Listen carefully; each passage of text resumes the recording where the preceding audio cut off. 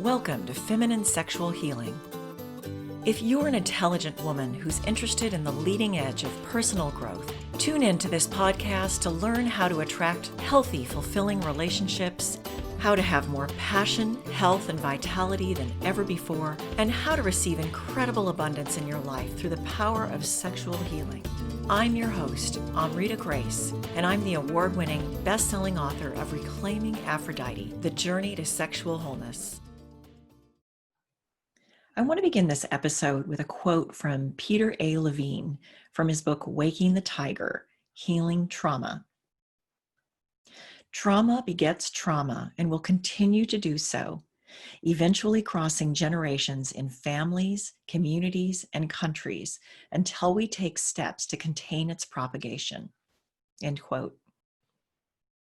I have to be so careful about getting on Facebook these days. I have to consistently, consciously choose from a grounded and embodied place whether I want to jump on that roller coaster of polarized, conflicting information that is mostly designed to divide us. And not just to divide us from each other, but within ourselves.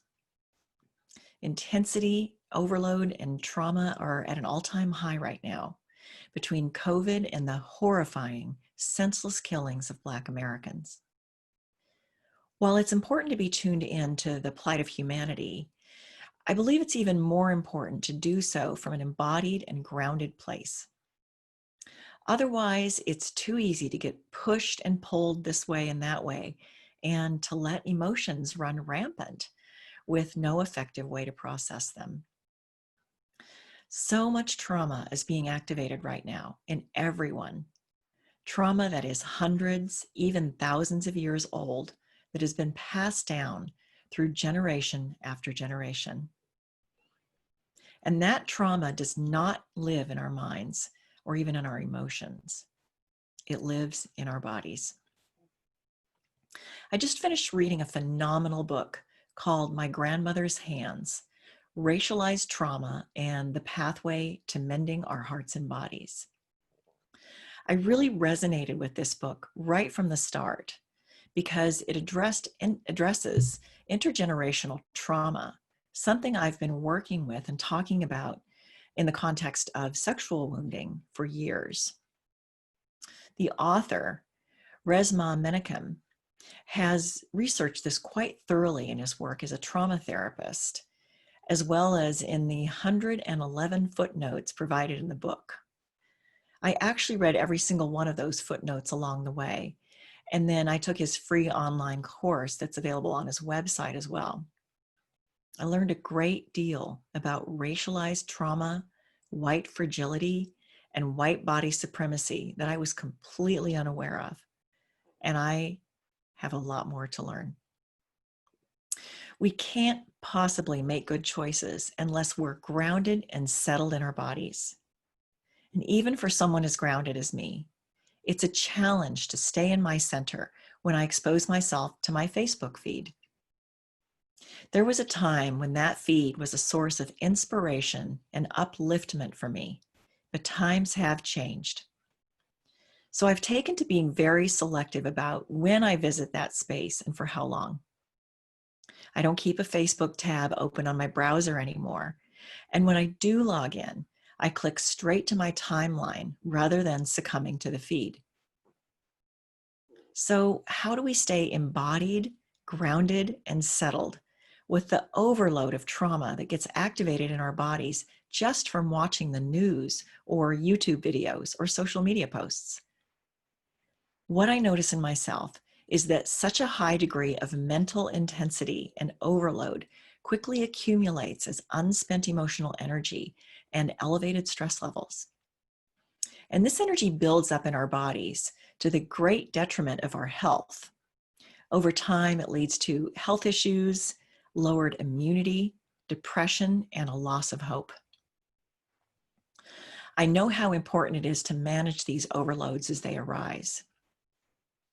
My dear friend and colleague, Dawn Del Vecchio, talks about how the media uses emotionally charged distractions, she calls them ECDs, in order to aggressively push out the agendas of those who are grabbing for power and to keep us fearful and divided. Now, these agendas and the people behind them do not serve humanity, but look to control and manipulate people to their own greedy, selfish, and short-sighted ends.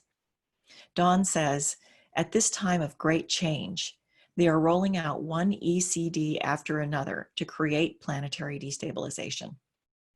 Now, I don't know about you, but I have no intention of playing that game. But it's a real balancing act to stay connected to the plight of humanity and those who have been marginalized for way too long without being overcome and taken in by emotionally charged distractions. My personal answer to this is always to come back to my own healing in my own body, which is what led me to read My Grandmother's Hands. So I'd like to offer you some ways to get grounded, embodied, and settled in your own body so that you can make decisions and choices about how to move forward in ways that serve your body, your life, your relationships with others, and the good of our human community. So the first thing I recommend is practicing daily grounding. Being grounded means being fully present in your body and connected to the earth. If you already have a practice, fabulous. Use it every morning before you start your day and several times throughout the day when you feel off your center. If you don't have one or have one and don't use it, a web search will turn up a wide range of options to choose from. Pick one that resonates for you and make it a habit. Your body will thank you. The next one is limit social media consumption and ditch the news. With millions of people come a lot of different opinions, perspectives, and points of view. And what I've noticed is that a lot of different agendas are being pushed really hard right now on social media, and many of them are very convincing. But are they true? With the advent of cutting-edge AI technology called deep fake, anyone can create realistic-looking photos and videos of people saying and doing things they didn't actually say or do. These people can be fabricated, or they can be well-known people saying things they never said. How can we possibly know what's real and what's not unless we're deeply tuned into our own core? The next thing is to find a meaningful focus. An unsettled body does not have much capacity for focus. There may be constant desire for distraction, stimulation, or escape. Notice when this happens and take some time to come back into your body with a grounding or centering practice. From that place, consider what you would like to give your attention and focus to, something that matters to you. Come back to that grounding or centering practice each time you feel distracted. And you will, because there's a ton of distractions in play right now, many of them conflicting with one another. The next thing is to move your body. Our bodies are designed and brilliantly engineered to move. Walk, run, ride a bike, dance, shake, or exercise. Preferably outside, and especially if you've been sitting at your computer. Breathe and shake it off. Animals do this when they're stressed or frightened. They shiver, shake, and run around in circles to discharge the energy of stress. Next is to find a safe way to express emotions. When you feel emotions, the impulse is often to stuff them away or shut them down. But when you do that, they fester and boil and often come out sideways unexpectedly.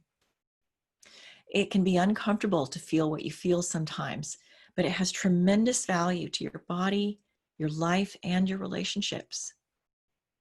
Have some ideas ahead of time, like right now, about how you can move emotional and trauma energy safely so that when you need them, you know what to do.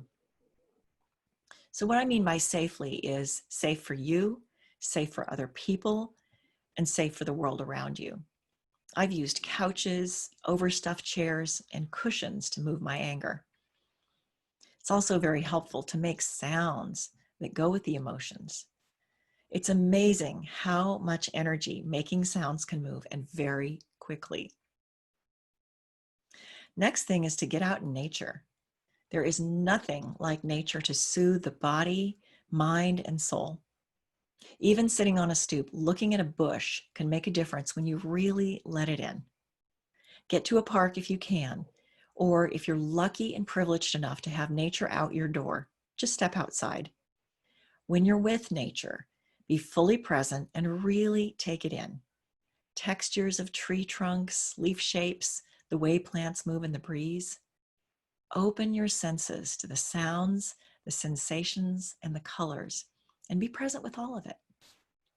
Give yourself permission to receive the blessings and bounty of nature. Feel the wonder of her cycles of death and rebirth. Take it in and let it nourish you. And the last one is, for heaven's sakes, breathe. Your breath is the fastest way to come back to your body, back to presence with yourself and your current reality, this actual moment of now. When you focus on your breath, several things happen.